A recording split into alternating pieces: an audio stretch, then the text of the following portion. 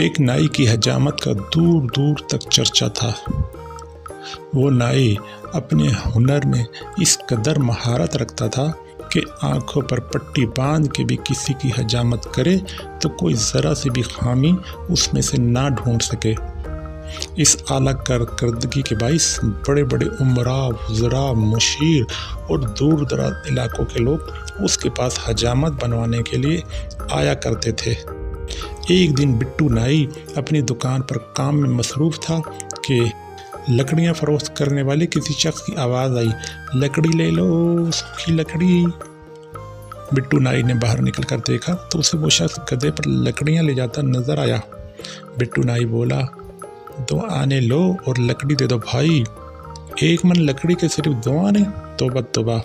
लकड़ी फरोश मुंह बनाकर जाने के लिए आगे बढ़ा तो बिट्टू नाई उसे देखकर कुछ सोचने लगा। अरे भाई नाराज़ मत हो, चलो तुम ही बताओ कितने में दोगे? बिट्टू नाई चिल्लाया, 4 आने से कम में नहीं दूंगा भाई, सब की सब लकड़ी। जी हाँ बिल्कुल, सब की सब, एक भी कम नहीं। जी हाँ, एक भी कम नहीं। अच्छा तो चलो फिर उतारो सब लकड़ी और अपने पैसे लो। लकड़ी फरोश ने गधे से तमाम लकड़ियां उतार के दुकान के अंदर एक तरफ रख दी और हाथ झाड़ने के बाद कीमत तलब की। अरे भाई माल तो पूरा है जनाब, माल पूरा दिया है, और ये लकड़ी भी, और ये लकड़ी भी तो दो।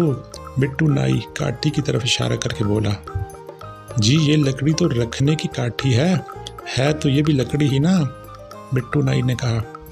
क्या जी लगा रखी है? तुमने ज़बान की थी कि गधे पर लदी सारी लकड़ी तुम दोगे, एक भी कम नहीं होगी। जनाब मजाक छोड़िए, मुझे देर हो रही है, पैसे दीजिए। बिट्टू नाई ने पैसे निकाले और गधे की पीठ से काठी उतार कर बोला, ये लो अपने पैसे। भाई ये जुल्म मत करो, गरीब पर रहम करो। लकड़ी फरोश ने हाथ बांधे, गिड़गड़ाया, रोया धोया, लेकिन बिट्टू नाई ना माना। मजबूर होकर लकड़ी फरोश वहाँ से चल दिया और सीधा काजी साहब के पास पहुँचा। सारा वाक़या सुनाकर इंसाफ तलब किया, लेकिन काजी साहब ने डांट कर भगा दिया क्योंकि वो खुद बिट्टू नाई का गाहक था। लकड़ी फरोश कई अहम लोगों के पास गया, लेकिन बिट्टू नाई के गाहक होने के बायस कोई इंसाफ के तकाज़े ना पूरे कर सका। किसी ने उसे बादशाह के पास जाने का मशवरा दिया तो दिल में उम्मीद की आखिरी किरण लिए वो सीधा बादशाह सलामत के दरबार पहुंचा। बादशाह सलामत को तफसील के साथ लुटने की कहानी सुनाई। बिट्टू नाई ने अपनी अय्यारी की बदौलत तुम्हारी सादगी का नाजायज़ फ़ायदा उठाया है। बादशाह सलामत ने कहा, सौदा करने से कबल तुम्हें मोहतात होकर गुफ्तगू करनी चाहिए थी बेवकूफ़। हजूर अनपढ़ आदमी हूँ इसलिए झांसे में आ गया, अब आप ही कुछ कीजिए ताकि लकड़ी लादने की काठी वापस हासिल कर सकूँ। ठीक है, अब जैसा मैं कहूँ वैसा ही करना, गौर से सुनो। बादशाह सलामत ने एक तरकीब सोची और उसे कान में बताने लगे। चंद रोज़ बाद लकड़ी फरोश दोबारा बिट्टू नाई के पास पहुँचा।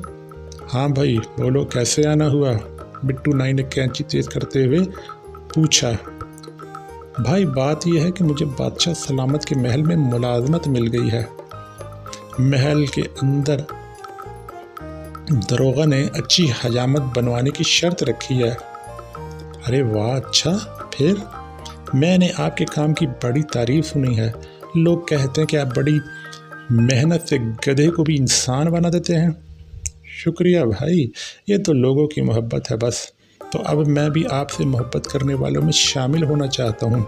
मतलब कि हजामत बनवाना चाहते हो? जी बिल्कुल। एक मैं हूँ और एक मेरा साथी, मेरा भी, जो मेरे साथ ही महल में काम भी करेगा। दोनों की हजामत बनवानी है। कितने पैसे लेंगे आप? दोनों के 4 आने होंगे। मंजूर है, आप पहले मेरी हजामत बनाइए, इसके बाद मेरे दोस्त की बारी होगी। अच्छी बात है। बिट्टू नाई ने लकड़ी फरोश को बिठाया और ज़रा देर में उसकी हजामत मुकम्मल कर दी। फिर बोला, अब फटाफट अपने साथी को भी बुला लो। लकड़ी फरोश ने फौरन गर्दन हिलाई और दुकान के बाहर खड़े गधे को हाँक कर अंदर ले आया। लीजिए जनाब, मेरा साथी आ गया।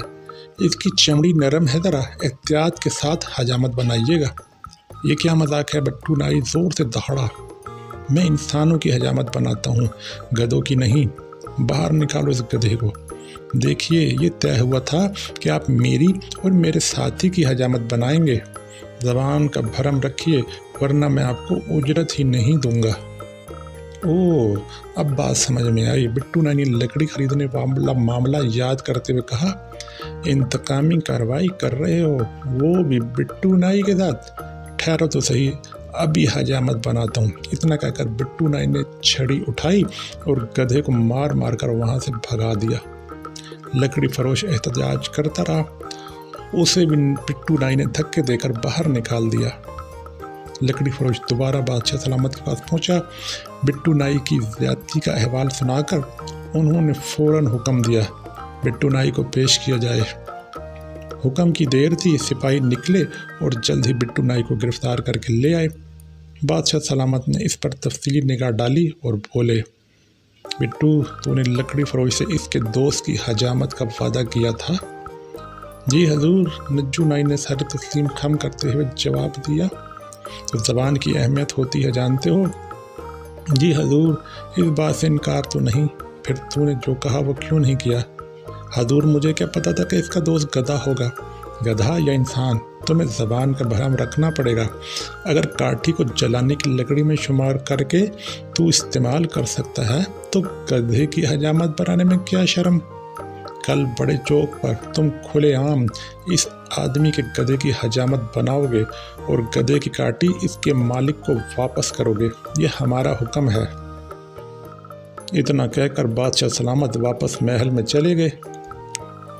اگلے روز بٹو نائی بڑے چوک پر کھلے عام گدھے کی حجامت بنا رہا تھا۔ بڑے ہنس رہے تھے، بچے تالیاں بجا رہے تھے۔ بٹو نائی کی عزت خاک میں مل گئی۔ چند روز بعد شرم کے مارے وہ اس علاقے سے کہیں اور ہی چلا گیا۔